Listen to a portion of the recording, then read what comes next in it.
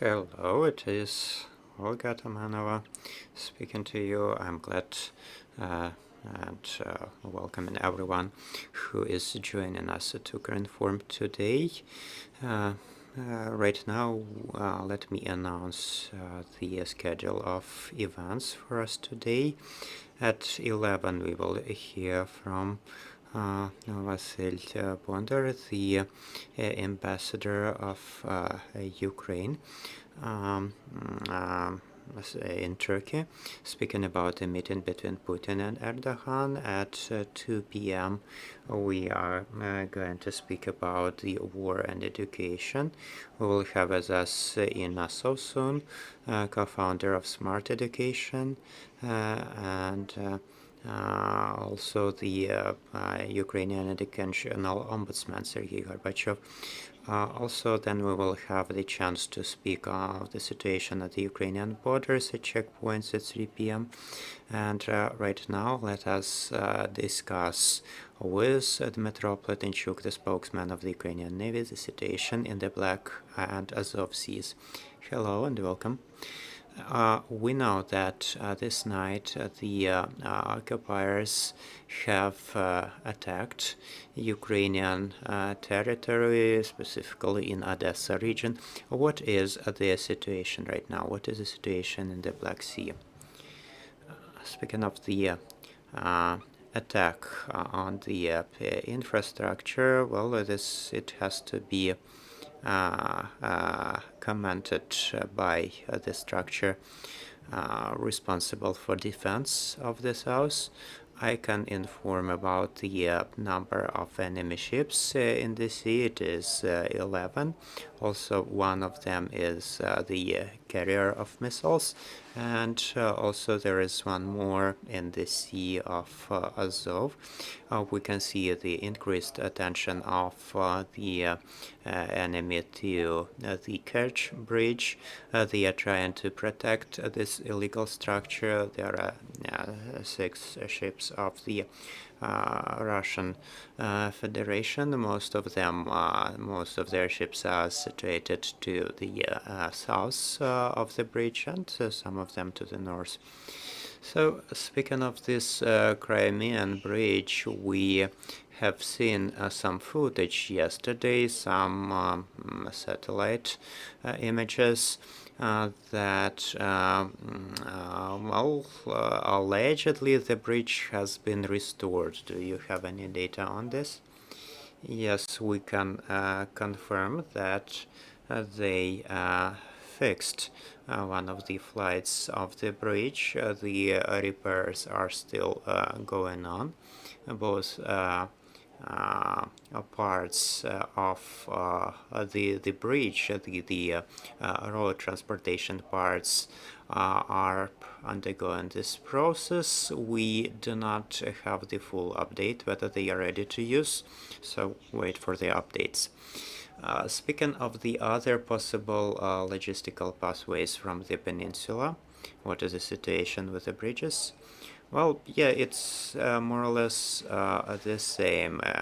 2 of the 4 pathways were impacted 2 weeks ago, and right now they are partially using them.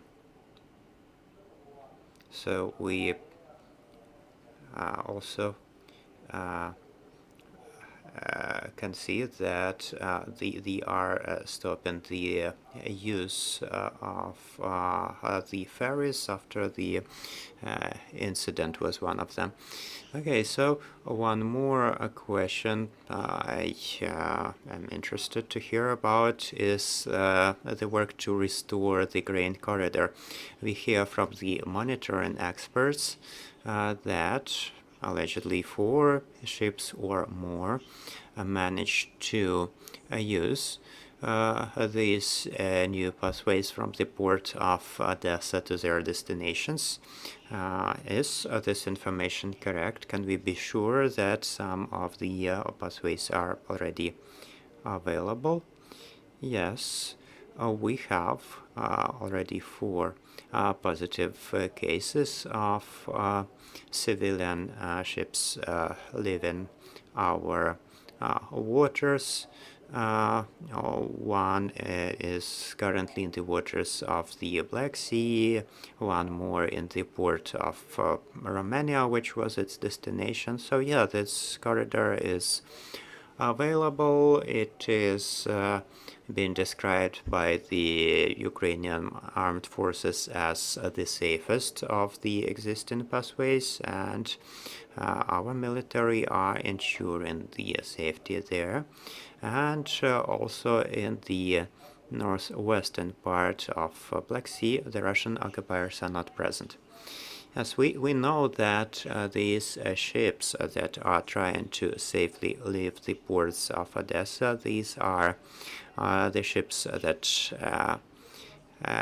have been there since February 2022. How many ships are still waiting for their chance to leave the port?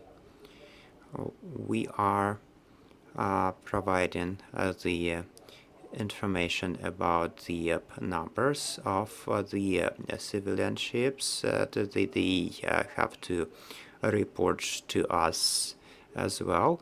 We know about a certain number, but we are not ready to share information right now about the plans for the movements of the ships in the future. The only thing I can say is that this corridor is available right now, and some are using it. We also know that our armed forces have been using sea drones quite successfully, and the occupiers are somehow getting ready to protect from them. Is their protection measures that they are installing, are they effective? As we have mentioned on many occasions, right now there are no fences in the sea that we are not ready to overcome.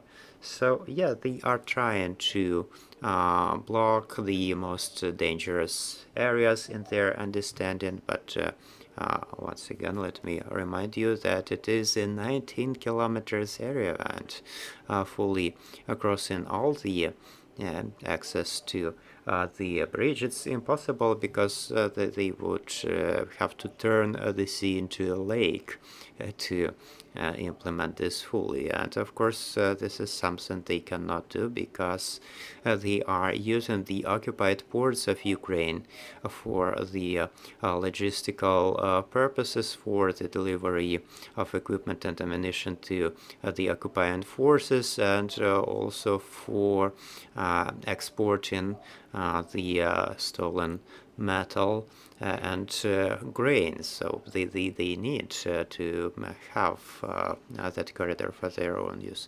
Yeah, we have some questions here in the room. Hello, I'm from Ukrinform, and I have a question. What is the probability, in your opinion, of using calibers launched from the Black Sea? Well, especially taking into account that they have to go through the NATO countries' airspace, and we already have some experience of UAVs of the enemy falling down on the NATO territory. And my next question is, what is the total number of Russian enemy ships in the Black Sea, and is Turkey still blocking their access? So, yeah, you have two questions with sub-questions. Okay, so answering your question one, yeah, the operational grouping of the Black Sea is there. They cannot cross the Bosporus. So right now the majority of those ships is staying in the ports. The probability of such launches of these missiles is very low, because, as you have rightly mentioned, they would have to fly over the NATO territory, which greatly reduces such possibility. Can they use any other pathways? If we look at the Dmytro Convention, despite the closed Bosporus, they could change the port, but still it doesn't work. So the only remaining pathway is the Sea of Azov, and so they have already taken some ships from there, but still in the Caspian Sea area the situation is not the easiest for them, so they will need to keep some of the ships there. And also there is a possibility that some smaller ships can be brought from the Baltic fleet, but this is mainly theory. So mainly the ships that are being transferred, they are transferred from the Caspian Sea, and also they have some attempts of the production of the new ships, and they have attempted the launch of their missile launcher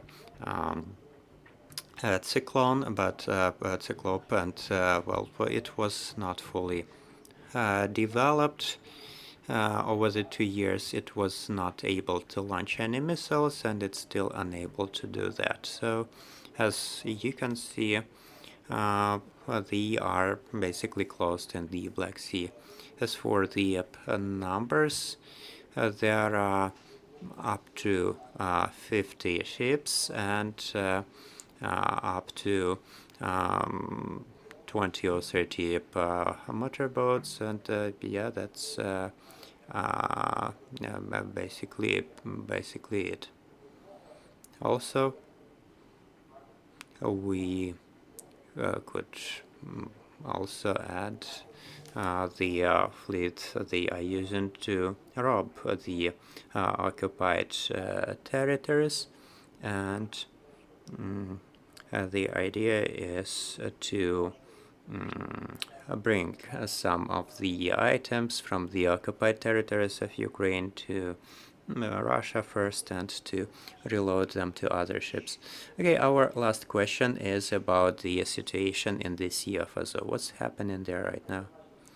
As I have mentioned, there are two things happening. On the one hand, this sea is used to ensure logistics and for the exports. Right now it's not being considered as the site of combat operations. The maximum depth of the Sea of Azov is just 15 meters, so no big ships are using it. And well, unfortunately it has now temporarily become an inner sea of Russia, but we do not see anything important happening there. Thank you, Dmytro, so much for finding time to join us, dear colleagues. This was Dmytro Pletenchuk, the speaker of the Ukrainian Navy, and we will have our next conversation at 11:30. Stay with us, and glory to Ukraine.